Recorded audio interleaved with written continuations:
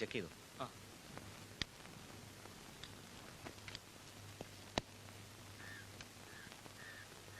Sir, Antony ഭക്ഷണം കഴിക്കുന്നില്ല.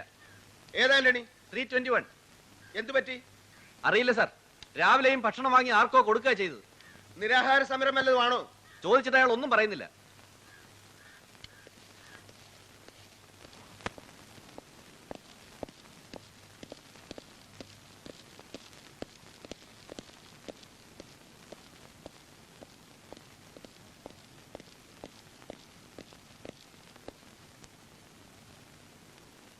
ആന്റണി,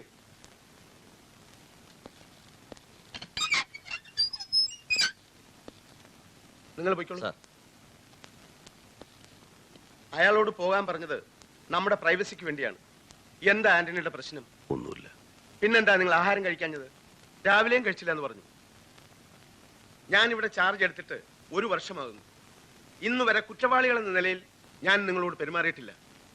നിങ്ങളുടെ പ്രശ്നങ്ങൾ നിയമത്തിന്റെ പരിധിയിൽ ഒതുങ്ങി നിന്നുകൊണ്ട് ഞാൻ പരിഹരിച്ചിട്ടുണ്ട്, ഇല്ലേ? നിരാഹാരം ഇരിക്കാൻ എന്താണ് ഉണ്ടായത്? ചോദിച്ചതിന് മറുപടി പറയാൻ ആന്റണി. എന്നെ ദേഷ്യം പിടിപ്പിക്കരുത്. സ്നേഹത്തിന്റെ ഭാഷ മാത്രമല്ല എനിക്കറിയാവുന്നത്. പറയൂ, എന്താ നിന്റെ ആവശ്യം? ചോദിച്ചതിന് ഉത്തരം പറയണം. എന്നെ വെറുതെ വിടൂ, എനിക്ക് ഒറ്റയ്ക്കിരിക്കണം. സാറേ, ഈ ഭ്രാന്ത് ഇടയ്ക്കുള്ളതാ. 10-12 കൊല്ലമായി ചിലപ്പോഴൊക്കെ ഇങ്ങനെയാണെന്ന് അയാൾ കൂടെ ഉള്ളവർ പറയുന്നത്. നിങ്ങളെ വിളിച്ചില്ലല്ലോ സാർ. അയാൾ പറഞ്ഞത് ശരിയാണോ? ശരിയാണ്. ഇങ്ങനെ കുറെ ഭ്രാന്ത് എനിക്കുണ്ട്. എന്റെ വിവാഹം നടന്ന ദിവസം, ഞങ്ങൾ തമ്മിൽ കണ്ടുമുട്ടിയ ദിവസം, എന്റെ മകൾ ജനിച്ച ദിവസം, അങ്ങനെ പലതും. ഇന്നെന്റെ വിവാഹ വാർഷികമാണ്. എന്നിട്ട് അത് ഇങ്ങനെയാണോ ആഘോഷിക്കുന്നത്? നമുക്ക് സ്വീറ്റ്സ് വാങ്ങാം, തടവുകാർക്കെല്ലാം കൊടുക്കാം. എന്താ? വേണ്ട. കഴിഞ്ഞ 13 വർഷമായിട്ട് ഞാൻ ഇങ്ങനെയാണ് ആഘോഷിക്കുന്നത്. ജലപാനം പോലും ഇല്ലാതൊരു ദിവസം. ഈ വർഷം ഞാൻ ആഘോഷിച്ചോട്ടെ. ഓക്കേ, നിന്റെ ഇഷ്ടം. വിചിത്രമാണ് നിന്റെ സ്വഭാവം. അടുത്ത വാർഷികം ഭാര്യയും മകളും ഒപ്പം ആർഭാടമായി ആഘോഷിക്കാം.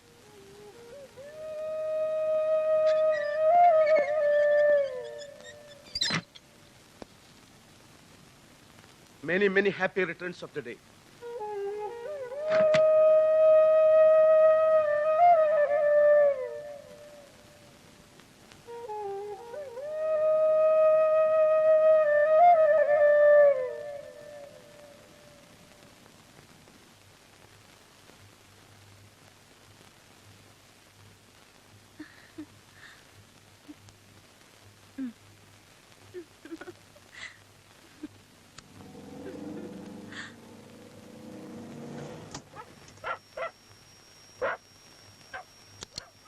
മോളുടെ ബർത്ത്ഡേന്ന് ബാവയോട് പറഞ്ഞിരുന്നോ? ഇല്ല. പിന്നെ അയാൾ എന്തിനാ വന്നത്? സുജയ്, നന്ദിയോട് പറയരുത്.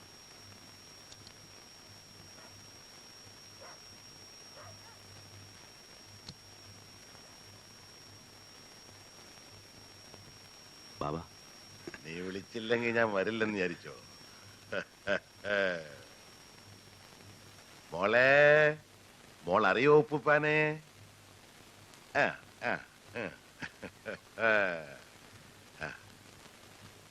മോളറിയോ? സുന്ദരിക്കുട്ടി, സുന്ദരിക്കുട്ടി, സുന്ദരിക്കുട്ടിയുടെ കുഞ്ഞു കയ്യിലൊരു കുഞ്ഞു വാള.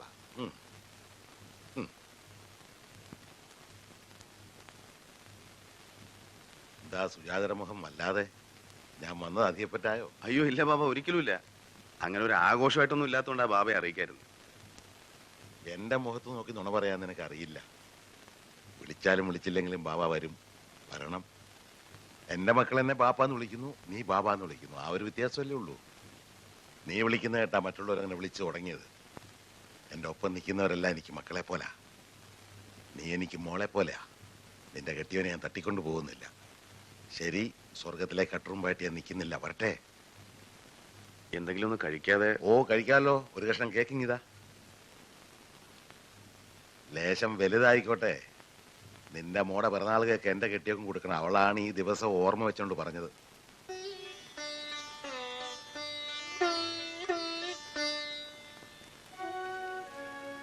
നീ ആകെ ക്ഷീണിച്ചു പോയല്ലോ. നിനക്കിപ്പോ എന്താ ജോലി? 1-2 മാസമായിട്ട് ഒരു ടാക്സി ഓടിക്കാൻ കിട്ടിയിട്ടുണ്ട്. അതുവരെ വല്ലാതെ കഷ്ടപ്പെട്ടു. പണി തരാൻ പോയിട്ട് സംസാരിക്കാൻ പോലും പലർക്കും പേടിയാ. 3 വർഷമായില്ലേ ഞാൻ ബാബയെ വിട്ട് പോന്നിട്ട്. പക്ഷേ ഇന്നും ഒരു ഗുണ്ടയായിട്ട് തന്നെ എൻ്റെ എല്ലാവരും കാണുന്നത്. ഇടയ്ക്ക് പോലീസ് അന്വേഷിച്ചു വരും. കാസിം സേട്ടിൻ്റെ കേസിലും എന്നെ കൊണ്ടുപോയി ചോദ്യം ചെയ്യാൻ. തല്ലുകയും ചെയ്തു. പോലീസിൻ്റെ ലിസ്റ്റ് ഇപ്പോഴും ഞാനുണ്ട്. നമ്മളൊക്കെ വന്നുപെട്ട വഴിയില് ഒരു തിരിച്ചുപോക്ക് എളുപ്പമല്ല. സമ്മതിക്കില്ല, ആരും അംഗീകരിക്കില്ല. അതുകൊണ്ടാണ് നീ സുജാതൻ തമ്മിൽ ഇഷ്ടത്തിലാണ്, കല്യാണം കഴിക്കണം എന്നൊക്കെ പറഞ്ഞപ്പോൾ ആദ്യം ഞാൻ വിലക്കിയത്. കഴിവതും പിടിച്ചു നിൽക്കുക, കുറെ കഴിയുമ്പോൾ ഒക്കെ നേരെയാകും. ഇതിരിക്കട്ടെ.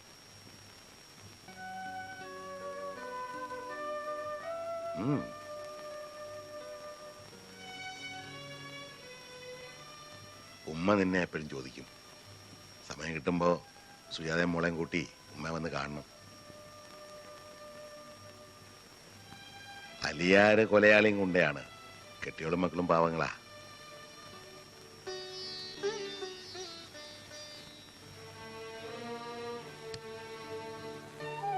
ബാബ വരുമ്പോഴും കാശ് തരുമ്പോഴും എനിക്ക് പേടിയാ, വീണ്ടും അവരുടെ കൂടെ കൂടുമെന്ന്. അത് ശരി. അപ്പൊ നിനക്കിപ്പോഴും എന്നെ വിശ്വാസമില്ലല്ലേ? അയ്യോ, അങ്ങനെ പറയരുത്. വിശ്വാസമാണ്, ഈശ്വരനേക്കാൾ വിശ്വാസമാണ്. ഞാനൊരു സത്യം പറയട്ടെ. 3 കൊല്ലമേ ഉള്ളൂ ഞാൻ ജീവിക്കാൻ തുടങ്ങിയിട്ട്. നിന്നെ കിട്ടിയത് മുതൽ. അതിനു മുമ്പ് വരെ ഒരുതരം മരണപ്പാച്ചിലായിരുന്നു. ഏത് നിമിഷവും ഒരു കഠാരയോ വെടിയുണ്ട് എന്ന് നെഞ്ചു തുളച്ച് കടന്നു വരും. ഇപ്പോ ആയുസൊന്ന് നീട്ടിക്കിട്ടണമെന്നാ പ്രാർത്ഥന. എത്ര വേണം ആയുസ്? 1000 കൊല്ലം.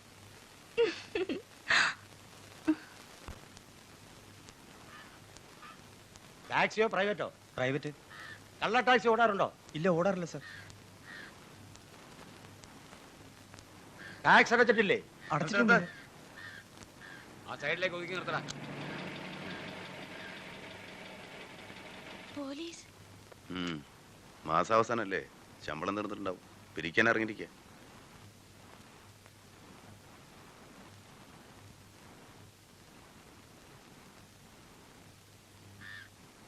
എല്ലാം കറണ്ട് തന്നല്ലോ. അതെ. വെക്കോ വെക്കോ. എന്താടാ ഈ പുതിയ വേഷം? ഞാനിപ്പോ ടാക്സി ഓടിക്കാൻ സർ. ഈ ഡ്രൈവർ വേഷം ആരെ കൊല്ലാൻ വേണ്ടിയാ? ആരെയും കൊല്ലാൻ വേണ്ടിയല്ല, ജീവിക്കാൻ വേണ്ടിയാണ് സർ. നിന്റെ ജീവിതമൊക്കെ എനിക്കറിയാം. എന്താടാ വണ്ടിയിൽ? സത്യം പറഞ്ഞോ? സത്യം പറഞ്ഞാൽ സാറ് വിശ്വസിക്കില്ല. നോക്കിയോ. ഡിക്കി തുറ.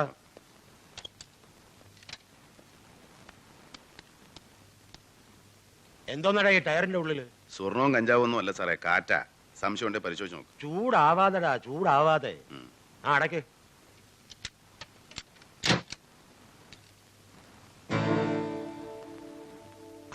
ഇവളോ? ഇതാ രാജമ്മയുടെ മോളല്ലേ?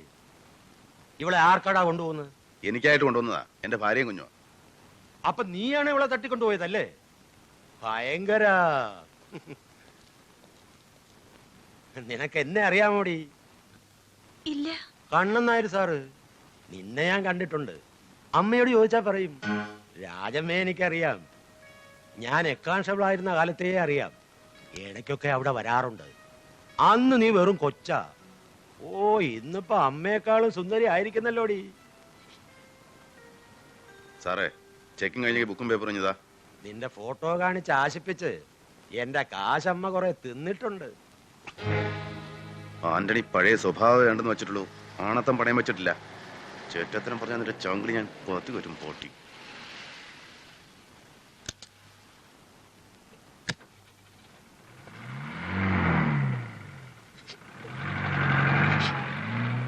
എന്താ സാർ? ഒന്നുമില്ല. അവനെ ഒന്ന് നോട്ട് ചെയ്തേക്ക്. ആ തെണ്ടി എന്തെങ്കിലും പറഞ്ഞു എന്ന് വെച്ച് നീ ഇങ്ങനെ വിഷമിക്കേണ്ട കാര്യമുണ്ടോ? അങ്ങനെ ഒരു അമ്മ ഉണ്ടായി പോയത് നിന്റെ കുറ്റമാണോ? കരയല്ലേ, കരയല്ലേ സുജി. എന്തെല്ലാം ഞാൻ സഹിച്ചു.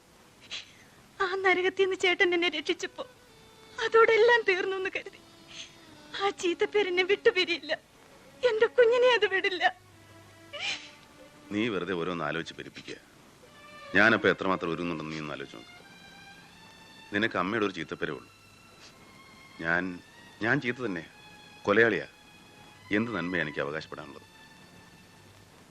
ഇപ്പോ ഈ മനസ്സ് നിറച്ച് നന്മയല്ലേ? നമുക്ക് ഈ നാട് വിട്ടു പോകണം, ദൂരെ എവിടെയെങ്കിലും. എല്ലാ ചീത്തപ്പരകളും ഉപേക്ഷിച്ച് നമുക്ക് പോകണം. അവിടെ വേണം നമ്മുടെ മോള് വളരാൻ.